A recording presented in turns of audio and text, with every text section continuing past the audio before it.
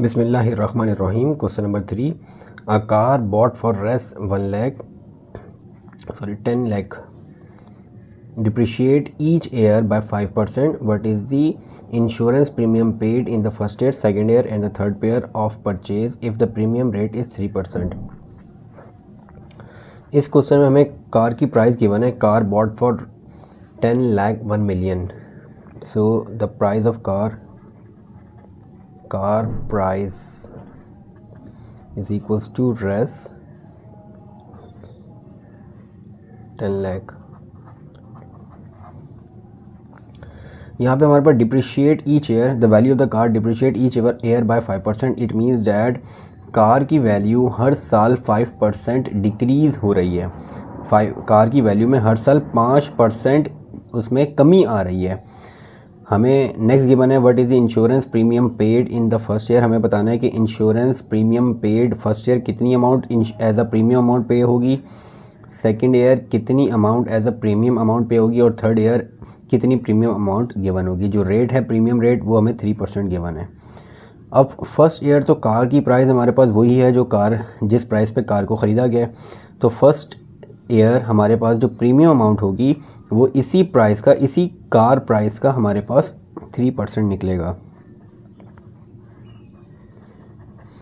Premium amount for first year that will 3% of 10 lakh. Premium amount for the first year will be 3% of 10 lakh. So 3% का sign हटेगा तो divide by 100. Of हमेशा multiply में change होता है that और हमारे पास 1 million 10 lakh. इसको सॉल्व कर लेते हैं. 00 से 00 कैंसिल आउट हो जाएगा. The remaining will be 10,000. 10,000 multiply by 3 will be 30,000. The premium amount for first year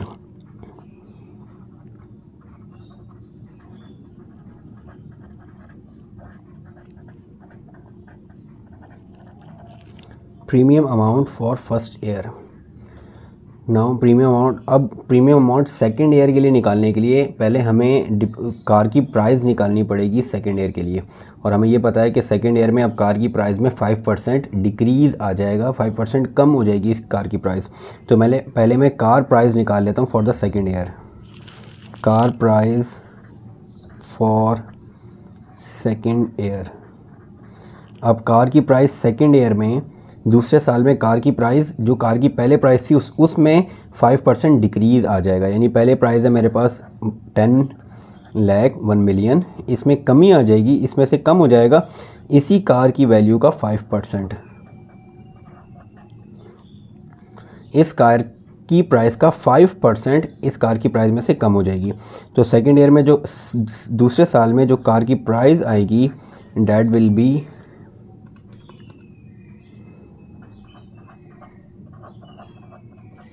multiply by 5 divide by 100. 00 से 00 कैंसिल आउट हो जाएगा. Now it will be 10,000 multiply by 5 that will be 50,000.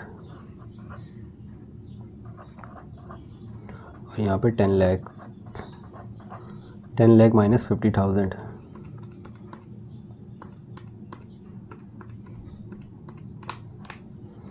तो amount आ जाएगी मेरे पास 950,10,000. Car price for second year.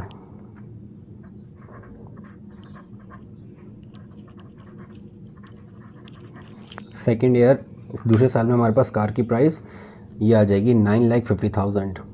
अब मुझे इस दूसरे साल के लिए प्रीमियम अमाउंट निकालनी है और वो प्रीमियम अमाउंट इस कार प्राइस का 3% होगी. तो premium amount for the second year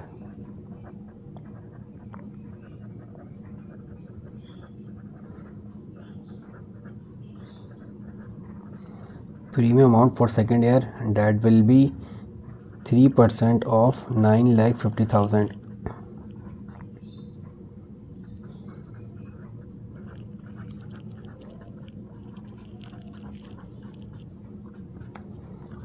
Now it will be 9,500 multiplied by 3, 28,500.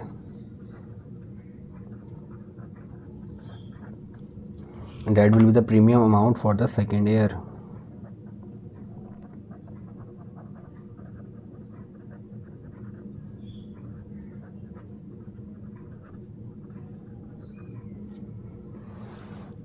Now अब थर्ड ईयर के लिए, तीसरे साल के लिए प्रीमियम अमाउंट निकालने के लिए पहले मुझे थर्ड ईयर की कार वैल्यू निकालनी पड़ेगी, कार प्राइस निकालनी पड़ेगी, car price for third year.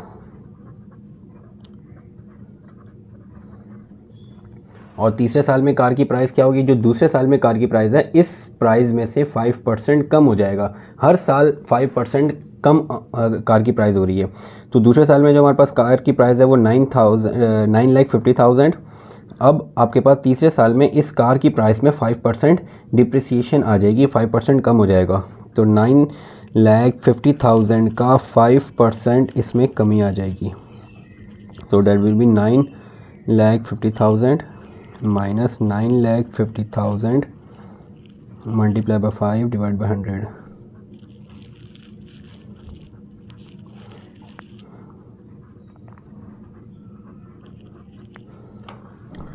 So 9,50,000 multiply by 5 divided by 100, 47,500। अब इसमें से माइनस कर देते हैं तो ये आ जाएगा हमारे पास 9,50,000 minus answer, that will be 9,25,000,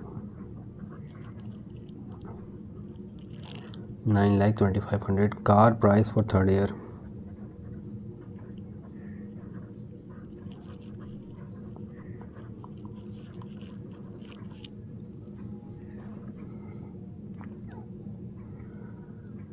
अब कार की प्राइस ये आ गई हमारे पास। अब इस प्राइस के अकॉर्डिंग प्रीमियम अमाउंट मुझे कितनी पे करनी है थर्ड ईयर में, वो फाइंड आउट करना है। Premium amount in third year, that will be the 3% of car price, that is 9,25,000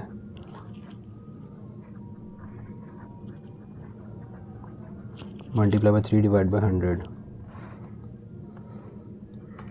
multiply by 3 divided by 100, that will be 27,075 rest only premium amount for third year.